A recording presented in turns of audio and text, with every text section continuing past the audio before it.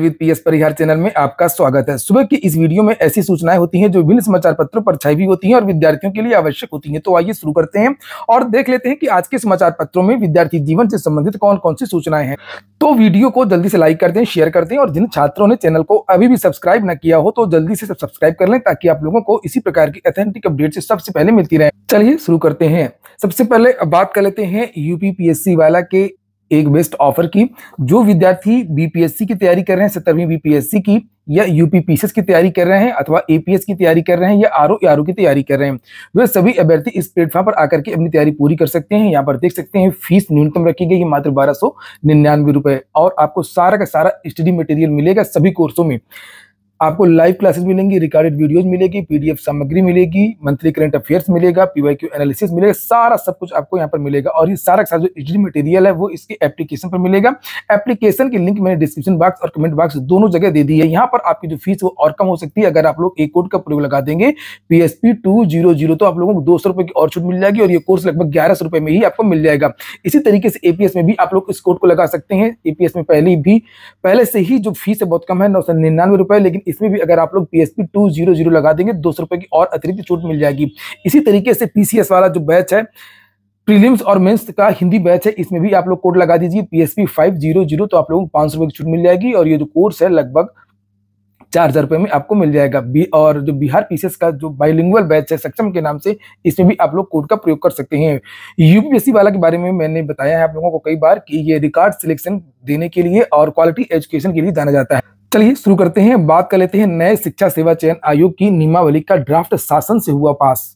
और मैंने आप लोगों को इसके बारे में जानकारी दी थी कि इसमें चूंकि जब ये ड्राफ्ट बना था तो आप लोगों को ये बताया था कि अभी इसकी नियमावली बन रही है। और क्योंकि आप लोगों ने देखा होगा जो पुराना ड्राफ्ट था उसमें शिक्षकों की चयन की प्रक्रिया के बारे में कोई जानकारी नहीं दी गई थी कि शिक्षकों की जो चयन प्रक्रिया वो कैसे होगी।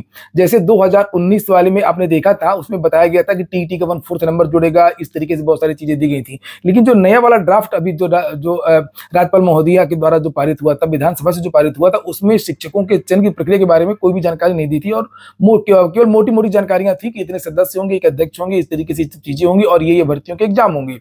लेकिन जो नियमावली बन रही थी उसकी वजह से ये अभी तक लंबित था और फाइनली आज ये सूचना आई, लेकिन अभी भी इसमें एक पेच है। यहाँ पर देख सकते हैं कि प्राथमिक से लेकर के उच्च शिक्षा के एडेड संस्थानों तक में शिक्षकों की भर्ती करने के लिए गठित किए जा रहे राज्य शिक्षा सेवा चयन आयोग की प्रक्रिया अब एक कदम और आगे बढ़ी है। नए आयोग की अधिसूचना 17 अगस्त को 2023 को राज्यपाल द्वारा अनुमति प्रदान किए जाने के बाद इसका प्रकाशन किया गया था। इसके बाद समिति ने नियमावली का ड्राफ्ट तैयार किया जिसे शासन से मंजूरी मिल गई। अब इसे कैबिनेट में पेश किया जाएगा।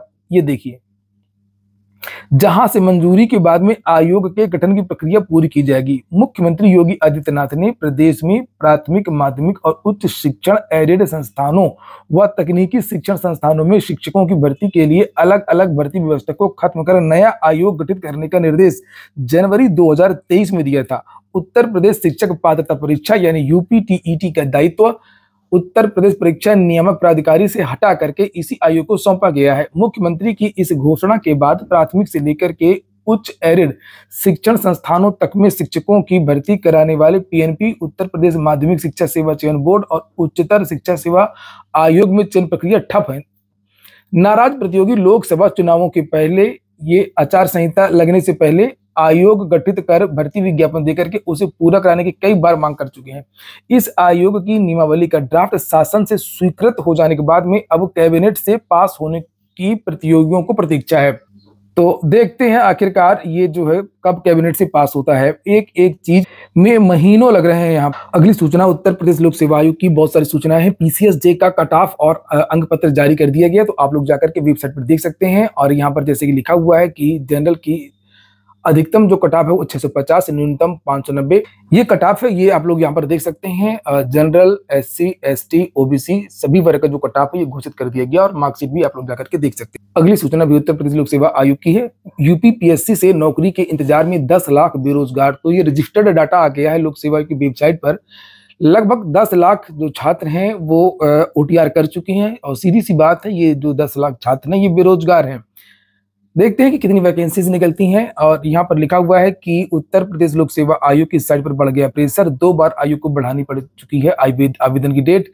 हम प्रदेश में बेरोजगारी की स्थिति पर बात करने बिल्कुल नहीं जा रहे हैं, क्योंकि यहाँ पर लिखा कि हमें जो डाटा इस्तेमाल कर रहे हैं वह उन प्रतियोगी छात्रों का है जो ग्रेजुएट या ला ग्रेजुएट या फिर कम से कम इसी लेवल का कोई प्रोफेशनल कोर्स पूरा कर चुके हैं। क्योंकि समूह ग से जो ग्रुप सी की वैकेंसीज से जो ऊपर की वैकेंसीज होती हैं, तो उसके लिए वो भर्तियां लोक सेवा आयोग से होती हैं। और निश्चित तौर पर जो लोक सेवा आयोग की में ये जो डाटा है वो अच्छे खासे पढ़े लिखे छात्रों का होगा।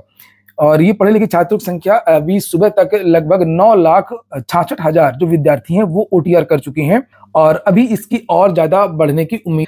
तो लिखा हुआ है कि ये करीब 10 लाख के आंकड़े तक पहुंच चुकी है जो यूपी पीएससी की परीक्षाएं क्लियर करके या फिर डायरेक्ट भर्ती के जरिए नौकरी मिलने की आस रखते हैं। हालांकि विद्यार्थियों को ओटीआर भरने में बहुत ज्यादा समस्याएं हुई, लेकिन आगे चलकर इसका विद्यार्थियों को बहुत ज्यादा फायदा मिलने वाला है।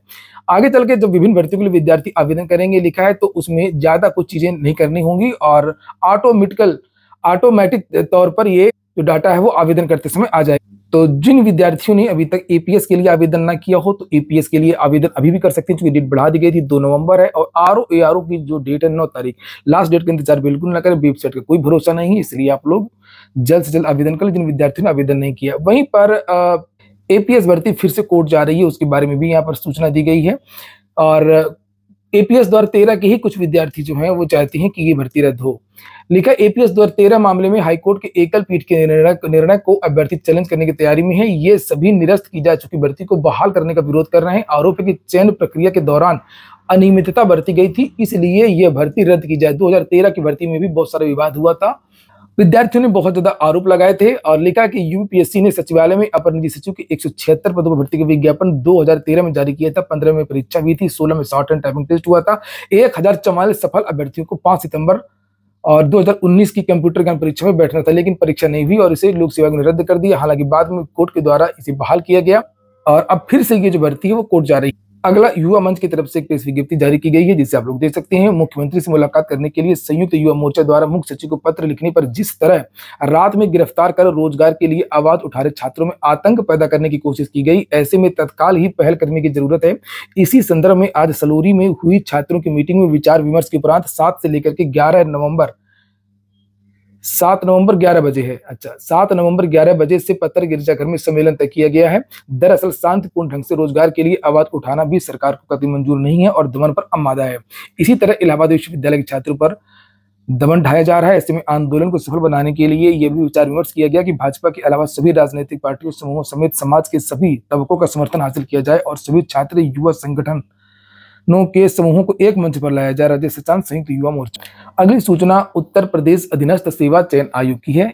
एएसओ के लिए विद्यार्थी इसी महीने 16 अक्टूबर को यूपीएससी गए थे और अपने परिणाम की मांग की थी। यहाँ पर देख सकते हैं पोस्टर में ये भर्ती 2019 की है और अभी तक ये भर्ती कंप्लीट नहीं हो पाई है। और यही एक कारण है कि भर्तियों की जो लेट लतीफी है, एक भर्ती में 5-5 साल लगता है। विद्यार्थी यही कारण है कि यूपीएससी से विद्यार्थी को मोह भंग हुआ है और पीटी में कुछ विद्यार्थियों ने परीक्षा छोड़ दी है और कुछ विद्यार्थियों ने पीटी के लिए आवेदन ही नहीं किया है। यानी लगभग 13 लाख विद्यार्थियों ने परीक्षा दी है, जबकि 37 लाख विद्यार्थी आवेदन करते थे और 25 लाख विद्यार्थी परीक्षा में बैठा करते थे।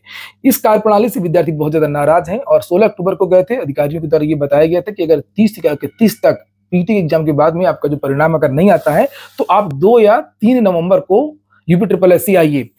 तो इसी क्रम में विद्यार्थी 2 तारीख को यूपीएससी पिकअप भवन जा रहे हैं अपने परिणाम की मांग को लेकर के, क्योंकि जानकारी निकल करके आ रही है कि इनका जो मामला है वो अभी तक समाप्त नहीं हुआ है।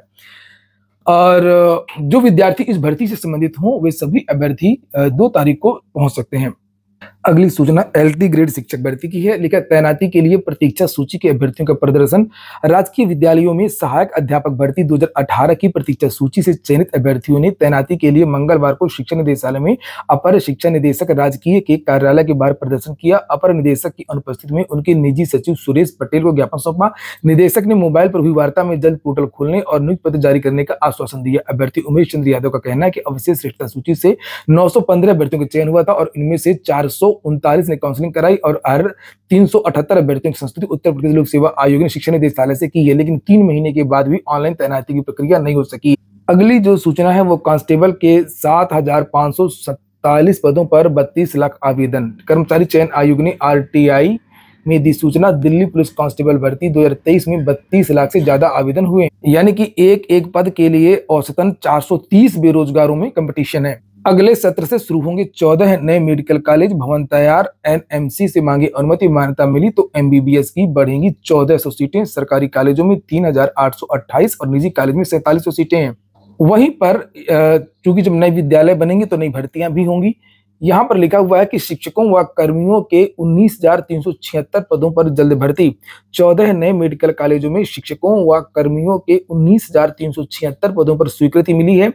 इनमें से 9,954 पद सीधी भर्ती से भरे जाएंगे, 56 पद प्रतिनियुक्ति से भरे जाएंगे और 9,366 पद आउटसोर्सिंग से भरे जाएंगे। हर मेडिकल कॉलेज में 112 पद असिस्टेंट प्रोफेसर, प्रोफेसर और फिजिस्ट के आदि के होंगे और वहीं 446 पद सीनियर रेजिडेंट, जूनियर रेजिडेंट और मेडिकल ऑफिसर, 110 पद chief pharmacist, dental technician, pharmacist और 110 पद गैर तकनीकी समर के होंगे। इस तरह प्रत्येक मेडिकल कॉलेज में 711 नियमित पद सृजित किए गए हैं। और आउटसोर्सिंग से जो पद भरे जाएंगे उसके बारे में नीचे यहाँ लिखा हुआ है कि आउटसोर्सिंग से भरे जाने वाले पदों में deputy librarian, medical social worker, counsellor, computer operator और डाटा एंट्री ऑपरेटर के पद हैं। भर्ती के बारे में जो सचिव हैं उनका एक बयान है कि प्रयास किया जा रहा है कि सभी 14 मेडिकल कॉलेजों में एक साथ एमबीबीएस की पढ़ाई शुरू की जाए। राज्यपाल से पदों की स्वीकृति मिलने के बाद भर्ती प्रक्रिया शुरू की जा सकती है और अन्य संसाधन भी तैयार किए जा रहे हैं। 69,000 शिक्षक भर्ती में 1 अंक विवाद में हाईकोर्ट सख्त, अधिकारी तलब। 69,000 शिक्षक भर्ती में 1 अंक विवाद मामले में राज्य सरकार को रिट कोर्ट के आदेश का अनुपालन कर 22 नवंबर तक ब्यौरा पेश करने के लिए और समय मिल गया है। इससे पहले मामले में दाखिल अवमानना याचिका इलाहाबाद हाईकोर्ट की लखनऊ पीठ ने राज्य सरकार को कोर्ट के 20 दिसंबर 2021 के फैसले के तहत प्रस्तावित कार्रवाई का ब्यौरा मांगा था, मगर सरकार पेश नहीं कर सकी थी। वहीं पर लिखा हुआ नीचे की नियुक्ति के लिए उप मुख्यमंत्री से भी मिले अभ्यर्थी। कई दिनों से विद्यार्थी परेशान और हाईकोर्ट केवल सख्त रहता है, कोई बड़ी कार्रवाई अभी तक नहीं हुई है। तो ठीक है दोस्तों, ये हो गया आज का वीडियो। और वीडियो आपको अच्छा लगा हो, आपके काम का हो तो लाइक अवश्य कर दें। जिन छात्रों ने चैनल को सब्सक्राइब न किया हो सब्सक्राइब कर लें। जो छात्र टेलीग्राम चैनल से जुड़े ना हो तो टेलीग्राम चैनल से भी जुड़ जाएं। टेलीग्राम चैनल की लिंक मेरे प्रत्येक वीडियो के डिस्क्रिप्शन में उपलब्ध रहती है।